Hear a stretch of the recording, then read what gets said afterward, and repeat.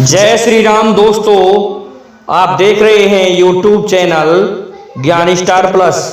तो दोस्तों, आज हम आपके लिए एक बहुत ही सुंदर पहेली लेकर उपस्थित हुए हैं और पहेली इस प्रकार से है कि समझाया समझी नहीं, समझाई कई बार, जो नहीं करना था उसे वह कर गई मक्कार। दोस्तों, बहुत सुंदर कमेंट है, बहुत सुंदर वीडियो है, परंतु इसे समझने से पहले जिन भाइयों ने अभी तक हमारे चैनल को सब्सक्राइब नहीं किया है, तो उन भाइयों से मेरा निवेदन है कि वे पहले हमारे चैनल को सब्सक्राइब करें और साथ ही बेल आइकन को भी प्रेस कर दें, जिससे कि आने वाले वीडियो का नोटिफिकेशन आपको मिलता रहे। तो दोस्तों, आते हैं मूल प्रसंग पर। एक बार पंचवटी पर भगवान श्री राम और वहां के ऋषि मुनियों को सुख दे रहे थे। वहां के पशु पक्षी भगवान राम के दर्शनों से प्रसन्नचित्त थे। वह वातावरण ही अलग तरह का था। तो क्या होता है, रावण की बहन शूर्पणखा एक बार दंडकारण्य में अर्थात पंचवटी पर घूमने आ गई, विहार करने आ गई और उसने देखा, एक बात कही गई है दोस्तों यहां पर कि स्त्री के लिए यदि सुंदर पुरुष मिल जाए तो वह चाहे भाई हो, पिता हो, कोई भी हो, भ्राता पिता पुत्र जस गारी, पुरुष मनोहर निरखत नारी। तो वह मनोहर पुरुष को चुन लेती है, चाहे वो कोई भी लगता हो। इस प्रकार से ये स्त्री की जाति होती है। तो वह घूम रही थी और उसकी नजर जाती है सीधे ही भगवान श्री राम की तरफ। भगवान श्री राम के पास आकर के कहती है कि ओह, आप तपस्वी वेश में और इतने सुंदर, आप मुझसे विवाह कर लीजिए। तो भगवान श्री राम कहने लगे, तुम कौन हो कि मैं मेरा परिचय दे दूंगी, पहले आप ये बताइए कि आप मुझसे शादी करेंगे या नहीं। भगवान श्री राम कहने लगे कि ऐसा है, मेरा विवाह हो चुका है और मेरे तो स्त्री है और मैं पराई स्त्री की तरफ देखता भी नहीं हूं। इसलिए तुम ऐसा करो, मेरा छोटा भाई है लक्ष्मण, आप वहां जाकर के उनसे आग्रह करें तो वो तुमसे शादी कर सकते हैं। दोस्तों, लक्ष्मण जी भी दूर जाके बैठ गए। अब शूर्पणखा पैदल पैदल चल के लक्ष्मण जी के पास गई और क्या कहा, लक्ष्मण कहा तोय जो बरई, जो तृण तोरे लाज परे हरई। राम सिया राम जय जय राम जी। ऐसा है, तुझसे तो बे ही विवाह करेंगे। जो वहां पर बैठे हैं, जो कि तृण तोर लाज पर हरई अर्थात सभी की लाज रखने वाले हैं, वे ही तुझसे शादी कर सकते हैं। और क्या कहा कि आप वापस जाइए।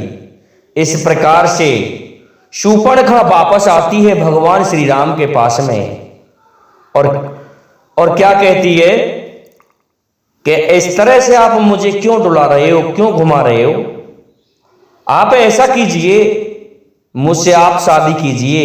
वे कह रहे हैं कि आप ही मुझसे शादी कीजिए। और उन्होंने कहा है कि सुंदर सुनो में उन्हें करे दासा, पराधीन नहीं तोरे सो पासा।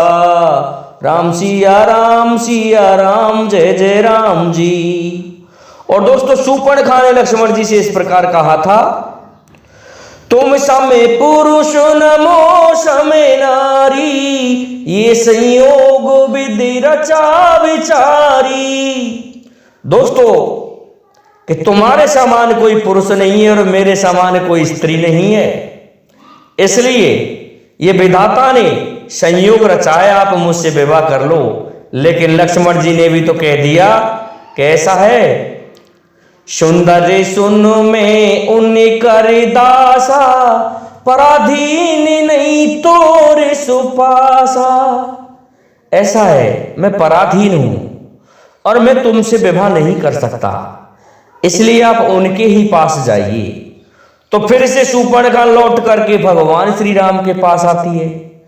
भगवान श्री राम कहते हैं, ऐसा है सुंदरी, मैं एक स्त्री का पति हूं, मुझे अनेक स्त्रियों की आवश्यकता नहीं है, मैं मेरी मर्यादा से बंधा हुआ हूं, इसलिए आप उन्हीं के पास जाइए। फिर खिसियाने राम पे गई, रूप भयंकर प्रकटत भई। दोस्तों इस प्रकार से भगवान राम ने और लक्ष्मण ने उन्हें लौटा दिया। तो जब भगवान राम के पास अंत में आई तो अपना भयंकर रूप प्रकट कर लिया और क्या किया कि तुम्हारी स्त्री को ही मैं खा जाऊंगी। तो इस तरह से वह सीता जी की तरफ दौड़ी। जब मां सीता की तरफ दौड़ी तो भगवान श्री राम लक्ष्मण जी को देख के मुस्काए और लक्ष्मण जी समझ गए। तो दोस्तों क्या किया था लक्ष्मण जी ने, लक्ष्मण अति लांगा बो तबो, नाक कान बिन की, शूर्पणखा के वृंद मनु, शूर्पणखा के वृंद मनु, रावण मनो चुनौती, दीन लखन सिया रामचंद्र पद, जय शरणम शंकर हरि ओम, जय जय सिया राम, जय जय हनुमान बजरंगबली। दोस्तों ये रावण के लिए चुनौती दी थी। लक्ष्मण ने क्या किया, अपने भाई के इशारे को समझ लिया भगवान राम के को, और खट से फुर्ती के साथ में शूर्पणखा के नाक कानों को काट डाला। दोस्तों शूर्पणखा के नाक कान ही क्यों काटे थे लक्ष्मण जी ने, इसका भी रहस्य हम आपको इसी जगह पर बताए देते हैं कि पूर्व जन्म में शूर्पणखा एक नागिन थी और शेषनाग जी की पत्नी थी। शेषनाग जी की पत्नी होने के कारण शेषनाग भगवान विष्णु की सेवा में लगे हुए थे और विद्युत जो था वह विद्युत जीव उस समय नाग था, यह भी सर्प था। लेकिन इसने क्या किया, शेष के घर में जाकर के पहुंच करके और इससे विहार किया शूर्पणखा से। इधर प्रताप भानु जो इनका मित्र था शेष का, वह वहां होके गुजर रहा था।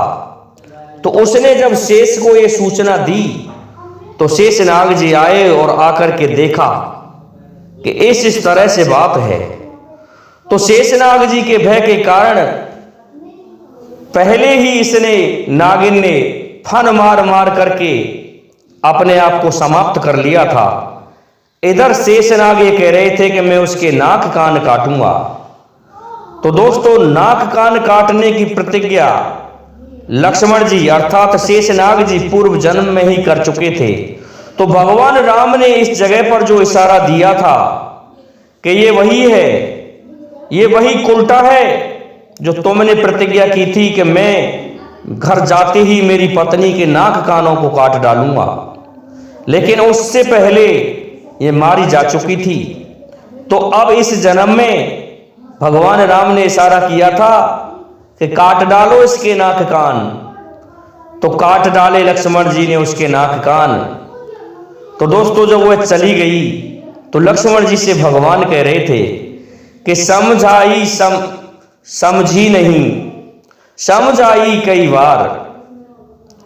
इस तरह से ये भगवान श्री राम ने लक्ष्मण जी से कहा था, लेकिन फिर भी वो समझ नहीं पाई और फिर उसने ये कार्य बेकार कर दिया कि वो सीता जी पर अपना भयंकर रूप प्रकट करके और कोप करके दौड़ी थी उन्हें मारने के लिए।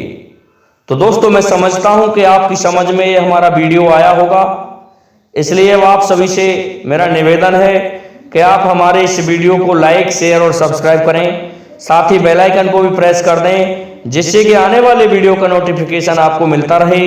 दोस्तों, जय हिंद, जय भारत, जय जय श्री राधे, जय जय श्री राम।